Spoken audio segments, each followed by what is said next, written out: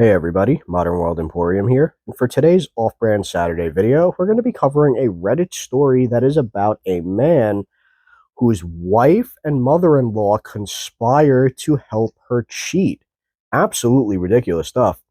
Please like and subscribe to my channel, and I'm going to leave a link to the original video in the description, so let's get right in. My nightmare mother-in-law tried to pressure me into letting my wife get impregnated by another man, so I socked him in the face and walked out. My wife Elena was 27 years old at the time. She had an older sister named Adriana who was married to a guy named Ariel. My wife's mother, Valentina, never accepted me. She tried to make many excuses to separate us, even going as far as saying you can't marry an N-word. She really discriminated against me and humiliated me every chance she got. She always said that Elena deserved something better. The thing is, I thought my life was perfect. Elena was incredibly beautiful, the most stunning woman I had ever met. At that time, my salary as a mechanical engineer was decent. We had agreed not to have children soon. First, we wanted to travel to some countries and finish paying for a house. A year after we got married, Elena's mother suffered a fall that left her hospitalized for a couple of days. The doctors reported that it was nothing serious, but they recommended bed rest. Elena was distraught about her mother and stayed with her. Time passed, and during the 30th wedding anniversary party of Elena's parents, two shocking announcements were made. My wife's older sister Adriana had been struggling for 5 long years to have children, visiting fertility clinics without success. It was a heartbreaking situation for her, to suffer in silence that inability. Valentina's confession was the second shocking announcement. With a trembling voice and tears in her eyes, she expressed that she longed to become a grandmother. Her words, full of a sense of urgency, resonated deeply. A fall could be the end of me, and who knows when it could happen. I watched as Elena broke down emotionally upon hearing her mother's words. Upon returning home, my wife was noticeably affected by the weight of what had happened. I chose to ignore the situation, a mistake of mine that I did not want to face. The months passed without further news, until I received an urgent call from Elena. Her voice reflected anguish as she explained that she was in the hospital. I was alarmed. "Are you okay?" I asked with fear. She replied that she was, but that she was there because Adriana had attempted suicide. Adriana's inability to have children had plunged her into a deep depression, and Valentina's words, with her longing to be a grandmother, had been the trigger. Despair led her to try to end her life. As soon as I got off work, I rushed to the hospital to Right, so let's take a little look at what we've got here. So the mother-in-law wants children from one of her daughters, very normal thing. And one of the daughters is unable to conceive, but the other one is waiting to have children. So now she is being pressured to have children. Okay, we already have the situation set up. And the daughter that can't conceive attempts to end herself because of depression and pressure from the mother. That already is looking really, really bad. I wonder what could possibly happen next, though, because, well, judging by the title of the story, I have to imagine it's going to sail in that direction eventually. But I'm really curious what leads up to it, so let's keep listening. support my wife. I found Valentina there, her gaze cold and somewhat accusatory. Adriana's husband Ariel, Julio, Valentina's husband, and my wife were also there. I tried to understand the situation, and to some extent, Valentina blamed me for Adriana's suicide attempt. According to her, her desire to be a grandmother and Adriana's inability to give her a grandchild had led her to try to take her own life. The doctors released Adriana from the hospital 2 days later and prescribed her antidepressants. That same day, we had a family meeting where we revisited the topic of grandchildren for Adriana's infertility. I proposed the idea of adoption as a viable alternative. Both Adriana and Ariel could adopt without any difficulty, as they were adults with good incomes. There was an uncomfortable silence in the room. Valentina looked at me firmly and rejected the idea, arguing that adopting a child was not the same as having a grandchild of their own blood. The conversation did not progress, and we Just to put a little note in here, I actually messed that up on the original part of the story. I thought it was the other daughter that had attempted to commit, not the mother. I mixed the names around. That is entirely my fault and my bad. returned home with a tense atmosphere. The weeks after that meeting became strange. Adriana and Ariel started visiting my house more often. I often heard them talking, but when they entered, they kept quiet. On the other hand, Elena's behavior changed. She became more reserved with her phone and distant with me. When I came home and tried to get close to her, she would pull away. In addition, our intimate life decreased. On July 5th, a day that I remember clearly, I came home from work and saw several cars parked in front of my house. I feared the worst. When I entered, I found my in-laws, my sister-in-law with her husband, and my wife in the living room. Their expressions indicated seriousness. Elena told me, "Sit down, we need to talk." I nodded and sat down. I tried to ask what was happening, but my mother-in-law interrupted me by asking, "What solution can you give us?" I remained silent. I did not understand what she was referring to. Then, she added, "About my grandchildren." I tried to suggest in vitro fertilization, explaining how it worked, but I only found the disgust on Valentina's face. In her old woman's expression, I noticed that she rejected my proposal and said, "I have another solution." As I said that, I looked at Elena, confused, but she didn't look back at me. Instead, she looked at her sister and then her mother. I saw Adriana smiling, while Adriana's husband Ariel showed a haughty attitude. His smile turned mocking,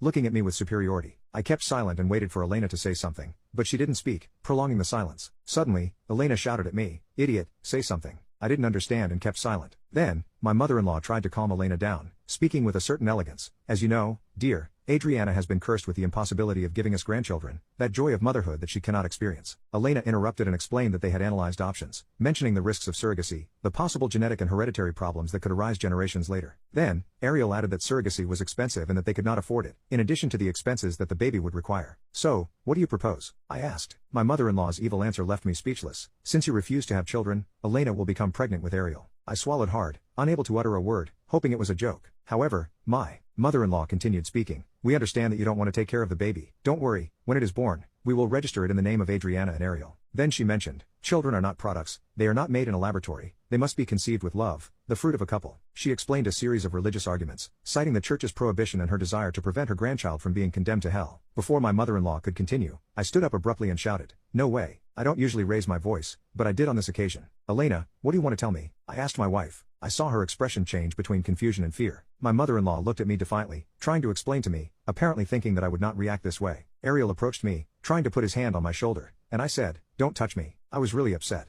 My mother-in-law insisted that she wanted a grandchild. It was then that I added, "Fine, I'll give her a grandchild. We'll try to conceive next week." My mother-in-law intervened again. "We respect your decision not to have children yet. I understand that you are young and still have the urge to explore, therefore, Ariel will be the one to take care of it. Adriana agrees that her son be conceived in the act of love, therefore, it will be between Elena and Ariel." At these words, I shouted again, "You're crazy, old witch." Everyone was surprised.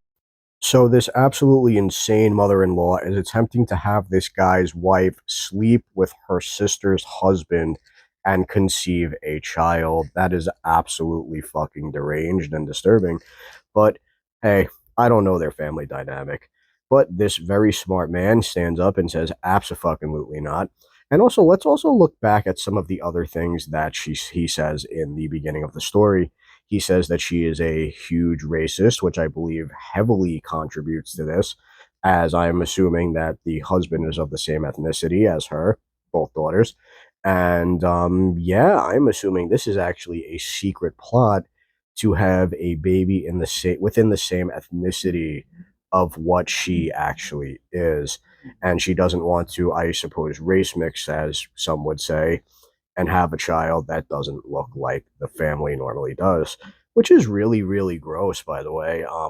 And it's just really, really sad to hear. This poor guy is really going through it. Surprised at my response. My mother-in-law shed crocodile tears. Julio approached her, and so did Adriana. Elena looked at me and shouted at me, asking me how I could say that. Ariel approached me and I remember he said to me, "Come on, it will be fun." At that moment, I landed a punch so hard on Ariel's face that he fell to the ground. Adriana screamed. Elena too. I shouted at them to leave my house and left, locking myself in the bedroom. I could hear some shouts and saw them leaving home through the window. Minutes later, Elena entered quite upset, complaining to me for having offended her mother. She ignored the simple fact that they were trying to convince me that my wife have intimacy with another man. Elena did not speak to me all day. When I woke up, I found her in the kitchen. She looked like she had been crying. She called me immature for not understanding the situation, mentioned that my mother-in-law was in critical condition. I decided to ignore her and did not take her to the hospital. The worst was yet to come, however.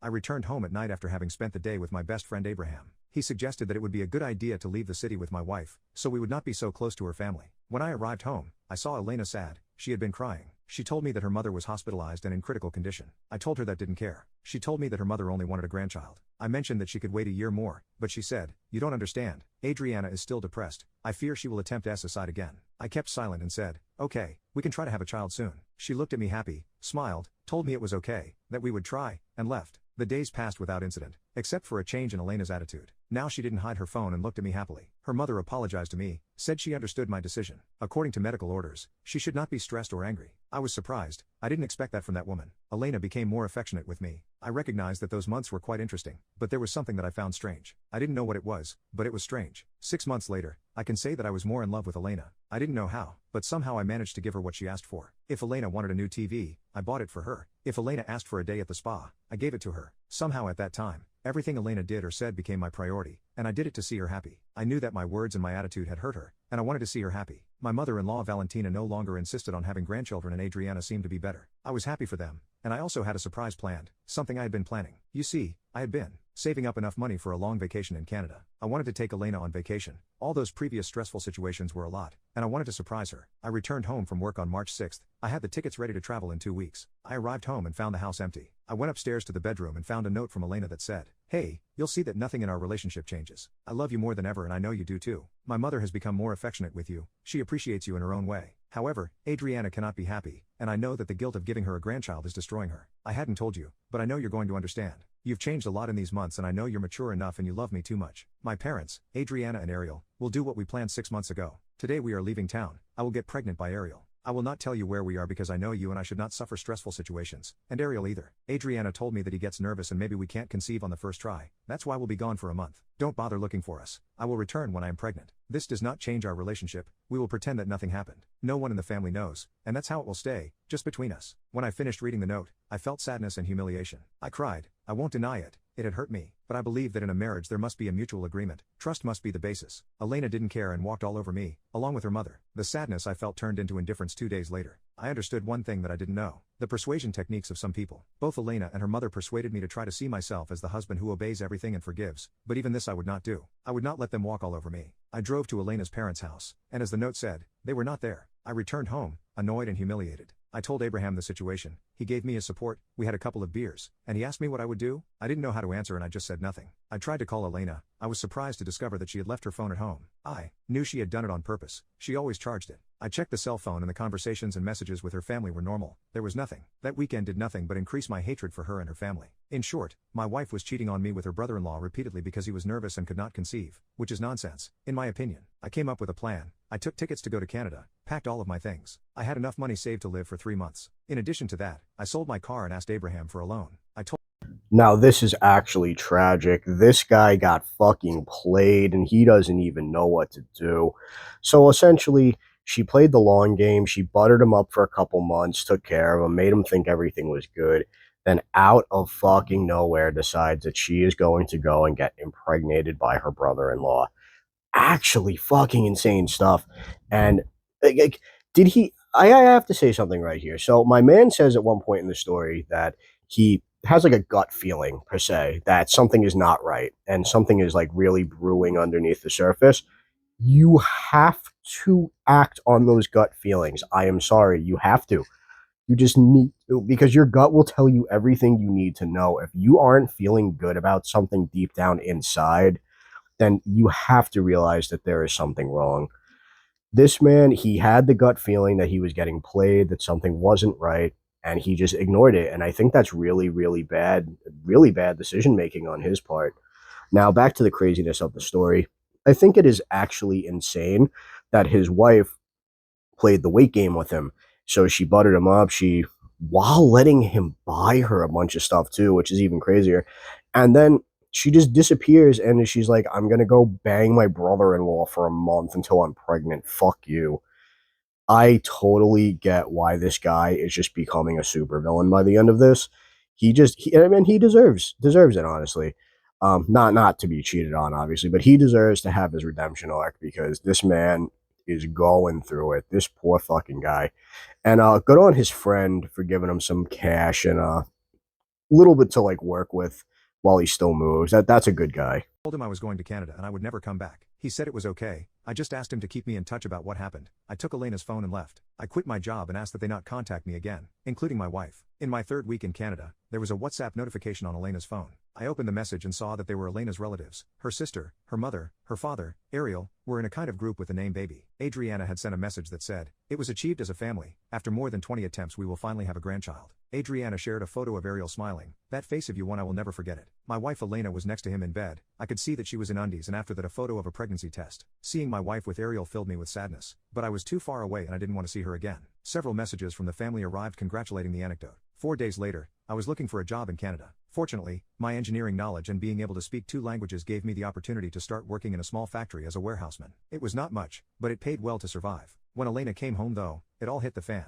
A week after that, on a Sunday morning, I received a message from Elena on my phone that said, "Love, I'm home. Everything went well. I'm pregnant. Come soon, I have something to tell you." I didn't respond to the message. I decided to ignore it. I spent the day in Toronto, walking in the park, until I received another message from Elena. Darling, come home. We need to talk about this. I ignored Elena's message again. The messages continued to arrive, as well as calls that I did not answer. All afternoon I received messages and calls from Elena, Adriana, Ariel, and that evil witch of a mother-in-law. This situation escalated and involved my father. I received a call from him, quite worried, asking me where I was and if I was okay. I hadn't told him anything, so I simply responded by asking him who was calling. He told me that Elena was worried and had contacted him to see if I was with him. I explained the situation to my father. He seemed incredulous at first, but in the end he ended up believing me. I told my father that I would bring him with me as soon as I could, and I told him to block my wife. My phone continued to be flooded with voicemails and calls. In one of those voicemail messages, Elena could be heard crying, "Love, please answer. Where are you? Come back, we need to talk about this for real." I simply ignored the messages. I believe that my act of ignoring her was a message in itself. I turned off my phone for 15 days, got a new one in Canada. I set my social media to private without removing Elena or her family, just hid them. I acquired another phone to communicate with Abraham. He told me that Elena had gone to see him, but he didn't let her in. When she asked him where I was, he replied, "You could have asked him while you were fooling around with your brother-in-law," and closed the door, threatening to call the police. When I turned on my phone, I found over 100 messages on social media and calls from Elena and her family. Most were from Elena, begging for forgiveness. "Please, I still love you. This means nothing. I want to give you your first child. This is for my sister. Hey, don't ignore me. Please answer me. I love you." Her messages were filled with pleas and audio messages of her crying, begging for forgiveness. There were also messages from my mother-in-law reproaching my attitude, saying I was irresponsible and that my behavior could affect her grandchild.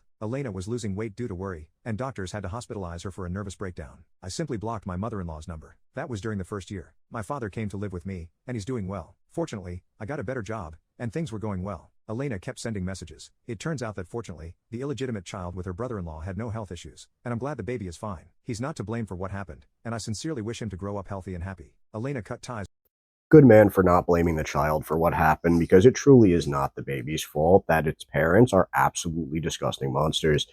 Anyway, this is really crazy. So she comes back home and she expects him to just bend over and do whatever she says. There's no talking about this. You went and had sex with another man 20 fucking times and then sent a picture of you guys basically naked in bed to your mother. What the fuck? How fucking weird is this shit? This woman sounds like an absolutely crazy person, and he absolutely did the right thing by escaping.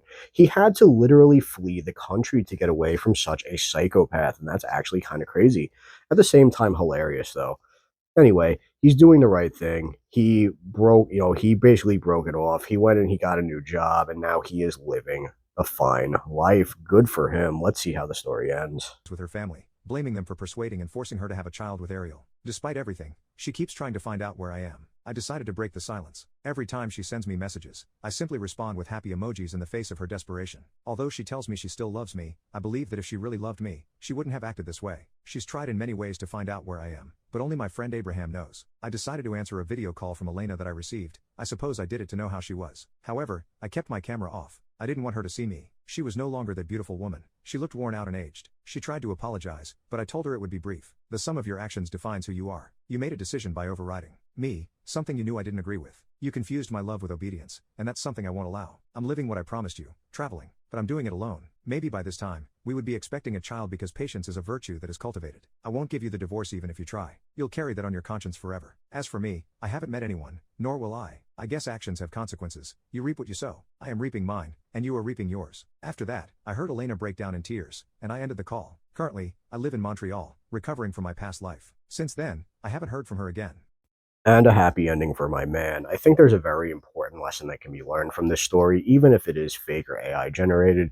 I think it is important that if somebody, especially a woman, attempts to stomp on you and take your love and caringness as some form of, like he says, obedience, or like take you for granted, you absolutely should get out of the situation as fast as humanly possible. My man saw that he was being taken advantage of, and let's be real, this was just a vice for his wife to cheat, and she was using the baby as cover. Absolutely disgusting stuff. Anyway, please like and subscribe to my channel. I'd really appreciate it. We're going to cut the video here. And subscribe to the channel that originally created the content. I will see you guys in the next one. Peace.